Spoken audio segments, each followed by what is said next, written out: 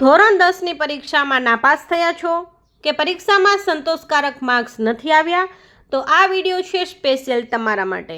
મિત્રો, સ્વાગત છે તમારા બધાનું વિદ્યા સેતુ હસ્તી યુટ્યુબ ચેનલમાં। આજના વિડીયોમાં આપણે ચર્ચા કરીશું ધોરણ 10ની પરીક્ષામાં નાપાસ થયેલા કે ઓછા માર્ક્સ આવેલા વિદ્યાર્થીએ આગળ શું કરવું જોઈએ। તો નિરાશ થવાની જરૂર નથી મિત્રો, ફરી એક મોકો તમને મળેલ છે અને આ મોકો જે છે એ હાથથી જવા દેવાનો નથી।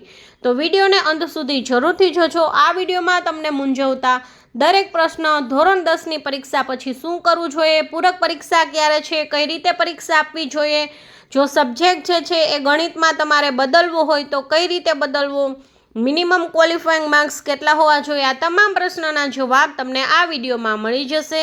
કઈ રીતે તમારે એપ્લાય કરવું આ બધી જ માહિતી મળી જશે, તો વિડીયો અંત સુધી જરૂરથી જોજો।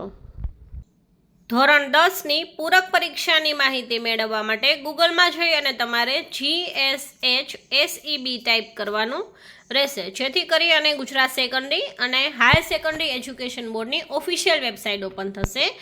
આ છે એ 10 અને 12 ધોરણ માટેની ઓફિશિયલ વેબસાઇટ છે, જેમાં તમે સ્ક્રોલ કરશો એટલે નીચે ન્યૂઝ હાઇલાઇટ્સ છે તેમાં તમને અહીંયા મળી જશે ધોરણ 10ની પૂરક પરીક્ષા માટે આવેદન કરવા બાબત। આ રીતે તમને અહીંયા જાહેરનામું, અખબાર યાદી જે છે એ મળી જશે। તો ધોરણ 10ની અંદર જે કોઈ પણ વિદ્યાર્થી નાપાસ થયા હોય અથવા તો તમને તમારા માર્ક્સથી સેટિસ્ફેક્શન ન મળેલ હોય અથવા સંસ્કૃત પ્રથમાની પરીક્ષા જો તમારે આપવાની હોય તો તમે જે છે એ એપ્લાય કરી શકો છો। એપ્લાય કરવા માટે બે વેબસાઇટ તમને આપેલ છે, GSEBની વેબસાઇટ અને SSC પૂરક reg.gseb.org। આ બંને વેબસાઇટ પર તમે ઓનલાઈન રજિસ્ટ્રેશન કરી શકો છો અને ફી તમે ભરી શકો છો। તારીખ આપેલી છે 8/5/2026 લઈ અને 15 તારીખ લાસ્ટ ડેટ છે, 15/5 સુધીમાં તમારે રજિસ્ટ્રેશન કરવાનું અને ફી ભરી દેવાની રહેશે।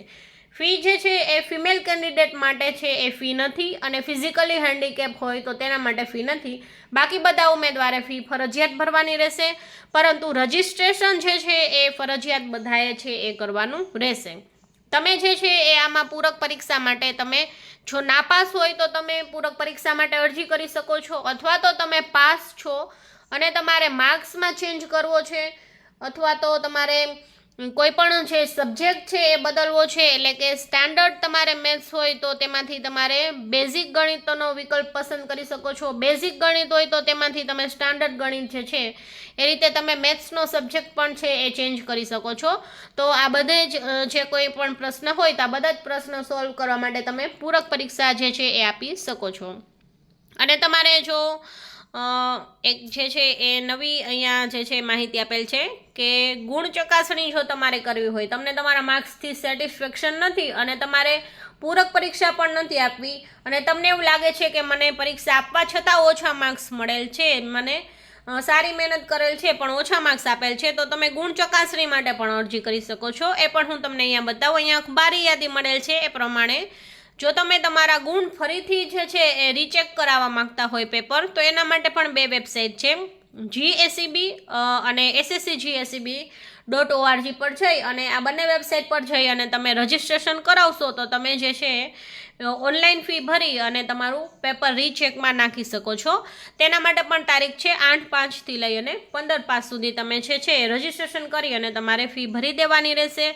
ફી જે છે SBI ઈ-પે સિસ્ટમ મારફતે તમારે જે છે એ ઓનલાઈન જ પે કરવાની રહેશે। તો આ પણ ઓપ્શન તમે પસંદ કરી શકો છો, તમે રીચેકમાં નાખી શકો છો। પછી તમને એવું લાગે કે રીચેકમાં મારા માર્ક્સમાં કોઈ પણ ફેરફાર નથી થયો અને હજી મને સેટિસ્ફેક્શન નથી, તો તમે ફરી પાછું જે છે એક્ઝામ પણ આપી શકો છો।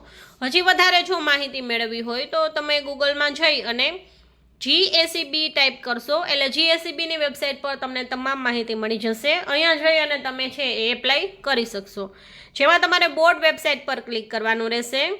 એમાં જઈ અને તમારે SSC પૂરક પરીક્ષા રજિસ્ટ્રેશન 2026 આ લિંક પર ક્લિક કરશો એટલે અહીંયા લખેલું છે કે સ્કૂલ્સ કેન લોગિન હિયર। અહીંયાથી તમારી સ્કૂલમાંથી તમને જે છે એ પૂરક પરીક્ષા માટે લોગિન કરી આપશે।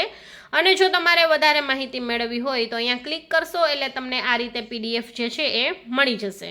આ જે છે ઓનલાઈન આવેદન કરવા માટેની અહીંયા સૂચના આપેલ છે, કઈ રીતે તમારે ઓનલાઈન આવેદન કરવું, જો તમે નાપાસ થયા હોય તો આવેદન કરી શકો છો. રિપીટર અથવા તો 2026ના વર્ષ પહેલાં જો તમે એક્ઝામ આપેલી છે અને આ વર્ષે ફરી પાછી આપવા માંગો છો તો તમે આવેદન કરી શકો છો. તમારે સબ્જેક્ટ ચેન્જ કરવો છે તો પણ તમે આવેદન કરી શકો છો. અરજી કરવા માટે 2 વેબસાઇટ છે, GSEB અને SSC પૂરક રજિસ્ટ્રેશન.GSEB પર તમે આવેદન કરી શકો છો. સમયગાળો આપેલ છે 8/5 લઈ અને 15/5 સુધી તમે રજિસ્ટ્રેશન કરી શકો છો. કયા વિદ્યાર્થી જે છે એ રજિસ્ટ્રેશન કરી શકે છે? તો નિયમિત નાપાસ વિદ્યાર્થી, એટલે કે તમે નિયમિત 2026માં અભ્યાસ કર્યો છે અને તમે ફેલ થયા છો, અથવા રિપીટર નાપાસ વિદ્યાર્થી, એટલે કે તમે 2026ના વર્ષ પહેલાં તમે પરીક્ષા આપેલ છે અને નાપાસ થયા છો તો તમે રજિસ્ટ્રેશન કરી શકો છો. અને જો તમે પાસ થયા હોય, એમાં નિયમિત પાસ કોને કહેવાય? તો તમે જે છે 2026ના વર્ષમાં પાસ થયા છો પણ તમે તમારા માર્ક્સ ચેન્જ કરવા માંગો છો, ફરી પાછી પરીક્ષા આપવા માંગો છો તો તમે આપી શકો છો. અને રિપીટર પાસ વિદ્યાર્થી એટલે એવા વિદ્યાર્થી કે જે 2026ના વર્ષ અગાઉ તમે પાસ થયા છો પણ એવું લાગે છે કે આ વર્ષે હું બીજી વખત પેપર આપું તો પણ તમે રિપીટર પાસ તરીકે આપી શકો છો. પૃથક નાપાસ વિદ્યાર્થી એટલે 33%થી તમે ઓછા માર્ક્સ મેળવેલ છે અગાઉના વર્ષમાં તો તમે જે છે એ ફોર્મ ભરી શકો છો. બાકી બધી જ માહિતી અહીં આપેલી છે. લોગિન કરવા માટે પણ સૂચના આપેલ છે. લોગિન જે છે તમારે કંઈ કરવાનું નથી. સ્કૂલ તરફથી તમે કહેશો કે મારે પૂરક પરીક્ષા આપવી છે એટલે સ્કૂલનો શાળાનો ડાયસ નંબર નાખી અને તેઓ જે છે એ તમને રજિસ્ટ્રેશન કરી આપતા હોય છે. આ રીતે સ્કૂલવાળાએ જે છે એ આ રીતે લોગિન કરવાનું રહેશે. જો લોગિન કરવામાં કંઈ પણ ન થતું હોય, ફી કેટલી ભરવી અથવા તો કયા સબ્જેક્ટ માટે કેટલી ફી ભરવાની રહેશે, નેટ બેન્કિંગ કઈ રીતે કરવાનું રહેશે, બધી જ માહિતી અહીં આપેલી છે. છતાં પણ જો તમને કંઈ પણ પ્રશ્ન હોય તો કમેન્ટ બોક્સમાં એક વખત અવશ્ય કમેન્ટ કરજો, જેથી તમને જે છે ઓનલાઈન આવેદન કઈ રીતે કરવું તેનો સંપૂર્ણ વિડીયો છે એ મળી જશે. જો વિડીયો સારો લાગે તો લાઇક અને શેર કરજો અને ચેનલ પર નવા હોય તો ચેનલને સબસ્ક્રાઈબ કરજો. Thank you.